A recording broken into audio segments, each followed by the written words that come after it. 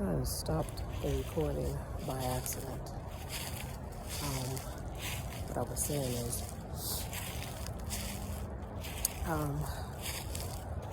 I woke up today with a heavy heart. Well, actually, I've been feeling that way for over a month. And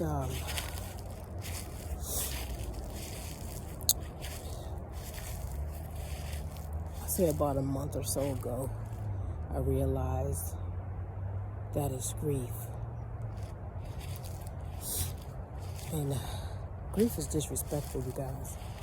How many of you all are dealing with grief, don't want to deal with grief, haven't dealt with grief, trying to hide from it, trying to bury it, trying to ignore it, trying to avoid it? Grief is disrespectful. It doesn't give a damn. It gives no damn.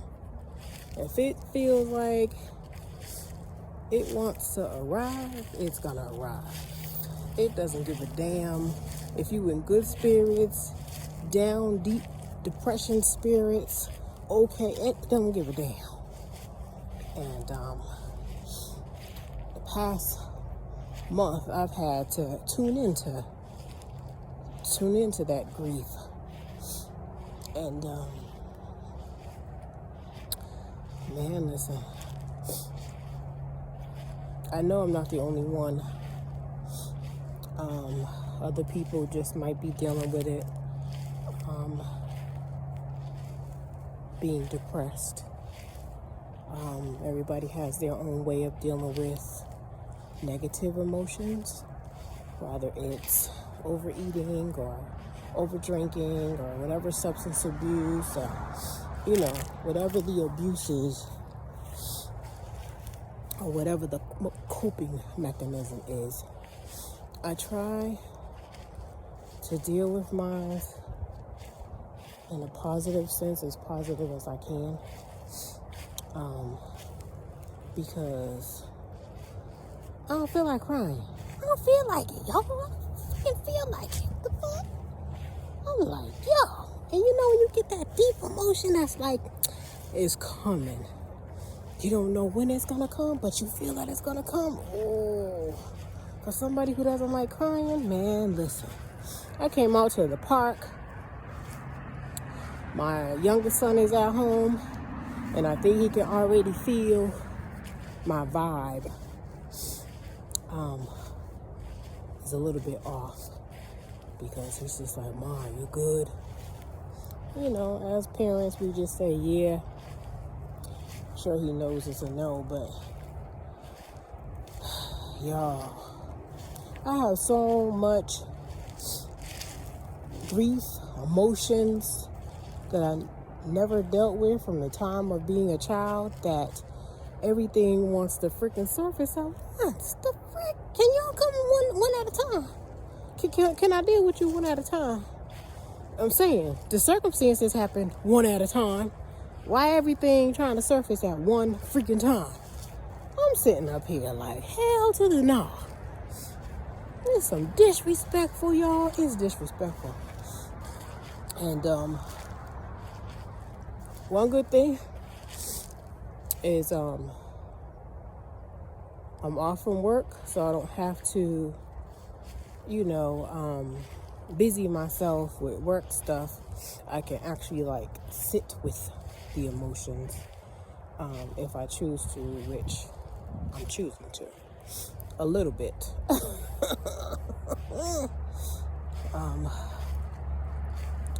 The one thing I encourage anybody to do when grief hits you is to try to sit with it. And literally see what's trying to surface that you need to confront. For me, I have a lot of things.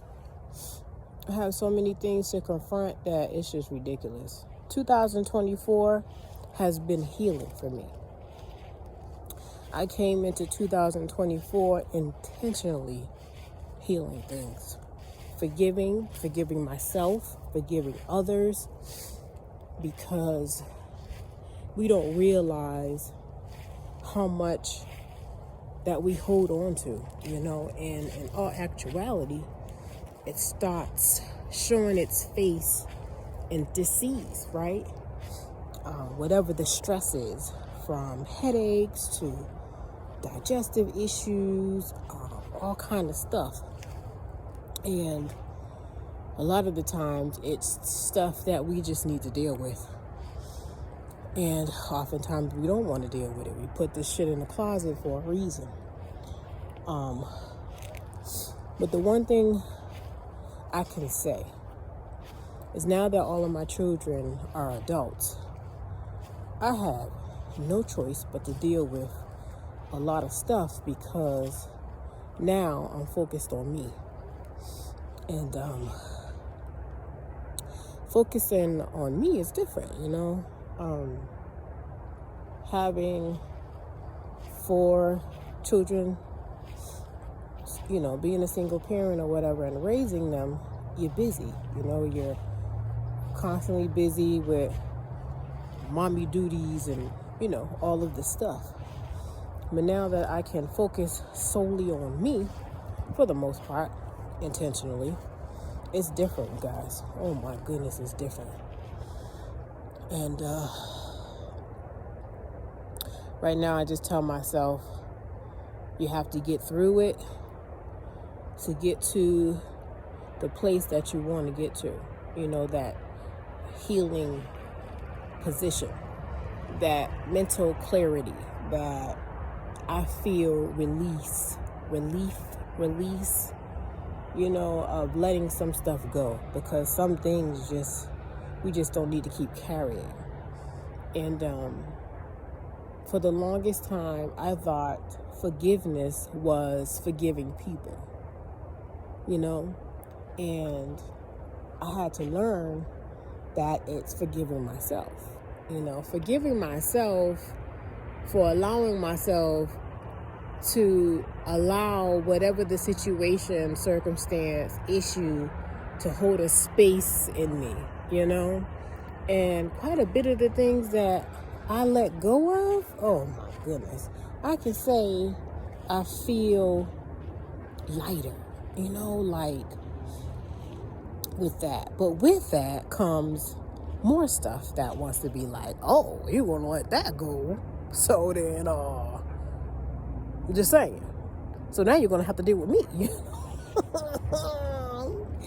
And I'm like, can I get a breather? But I'm telling myself that with these 2 weeks, I really need to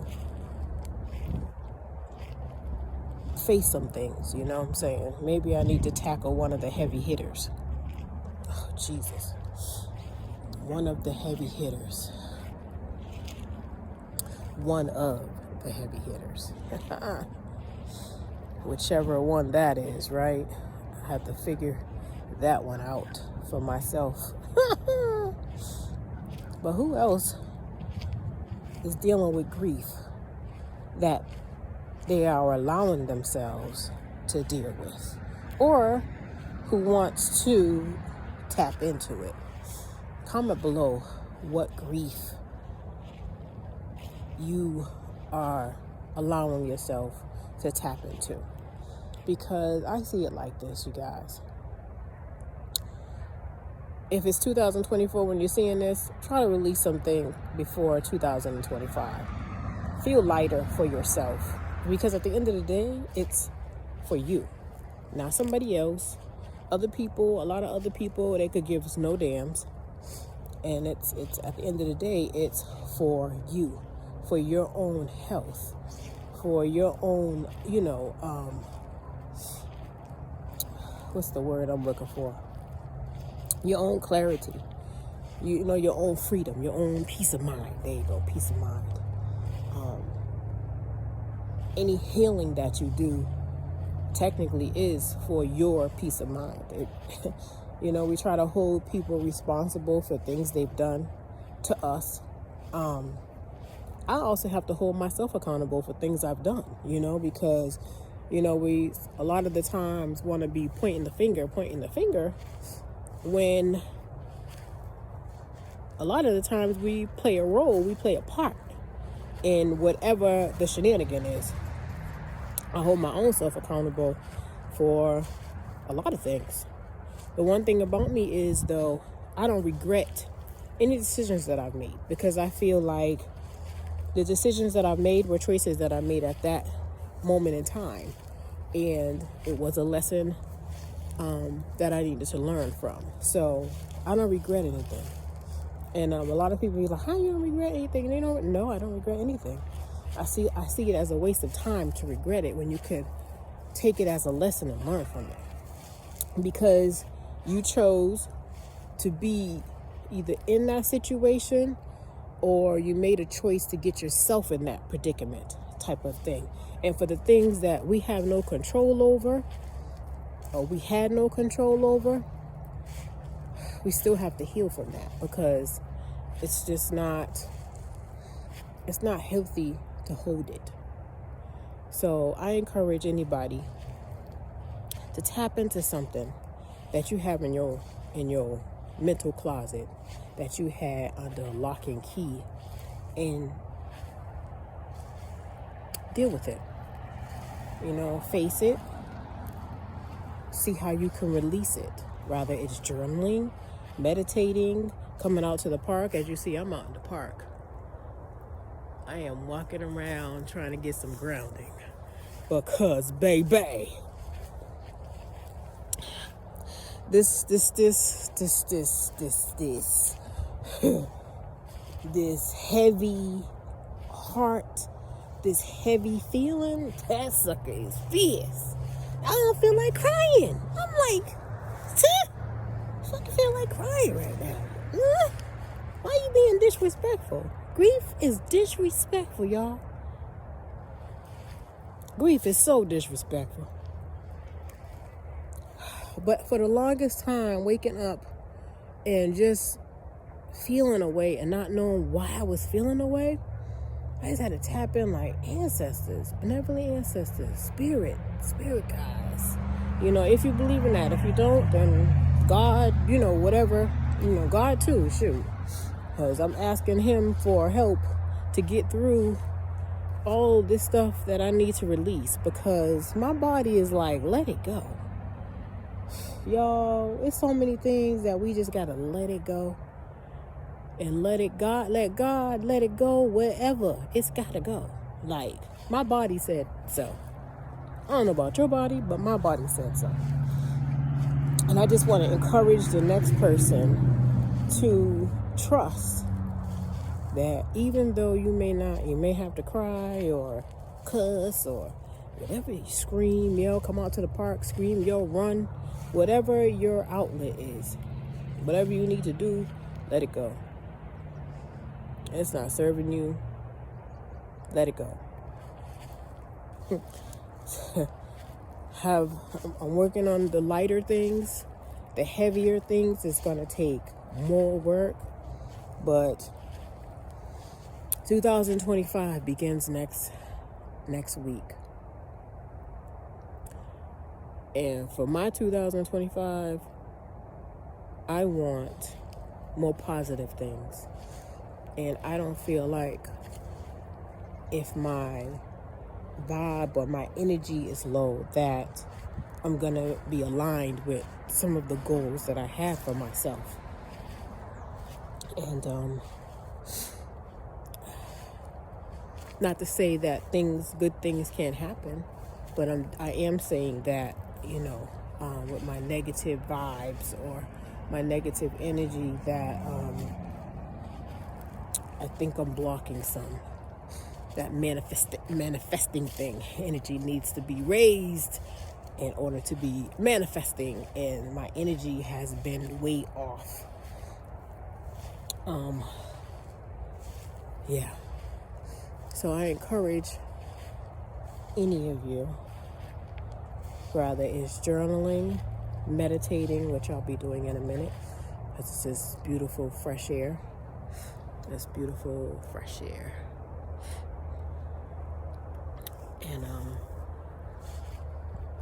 I listened to some music earlier. I am trying to tap into my inner child. Is asking me to do some of the things that I used to love doing and I hadn't been doing them, So I broke out the crochet needle, y'all. I've been wanting one of them ruffly hats, right? So I made one. Last night I attempted twice, following a couple of different tutorials, and I had to take part from one tutorial and the other part from another one because I didn't like the way either of the two were coming out. Either it was too small or, with hair, you know what I'm saying? It'd be fine with like a bald head. When you have the hair or the locks or something, one of them would have been too small and the other one would have been too big. So today I was like, I'm gonna start over. And I did one and it came out beautiful. And I'm gifting it to somebody and I'm going to do another one. So I'm excited that I'm tapping in to, or re-tapping in, I should say, revisiting some things that I enjoyed doing. And I encourage you to. Skates next, y'all. I want to learn Kazumba. I used to love skating as a child.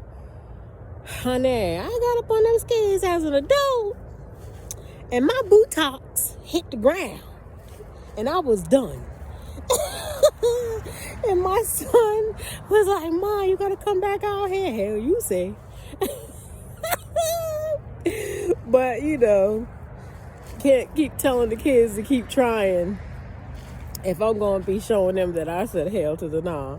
So what I'm going to do is I'm going to go head on and get my buttocks and like a beginner skating type of thing, and I'm going to get back into it that way. Because I loved it. It's a good exercise. And it's something to do because I stay in the house a lot. I stay by myself a lot. I stay, solo too much. And it's probably time to get out here in these streets and do some productive things. Get my body moving.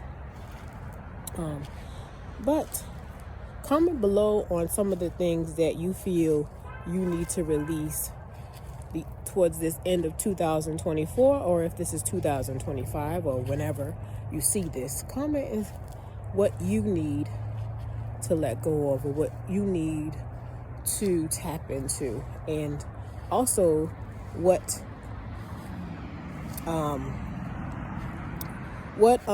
modality are you using to tap in? Are you journaling? Are you meditating? Are you seeing a therapist? Do you work out? What is it that you do? Because you might have an idea for somebody else to try, hiking.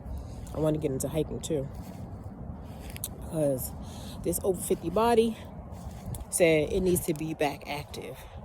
I moved from Massachusetts to Georgia, and this is the most inactive I've ever been in the last couple of years. And I can say I don't really like it, but I know it's gonna be, it's what like anything is when you got to get back and start all over again. You know what I'm saying? To get consistent. But yeah, I miss how my body used to feel. I needed the break from being busy now, and break time is over. Now I need to get active. I need to get out in the streets. I need to meet more positive-minded people. It's that groups, it's that anxiety, but I need to get myself out of my comfort zone. But I'm looking forward to seeing some of the comments. Have a good day.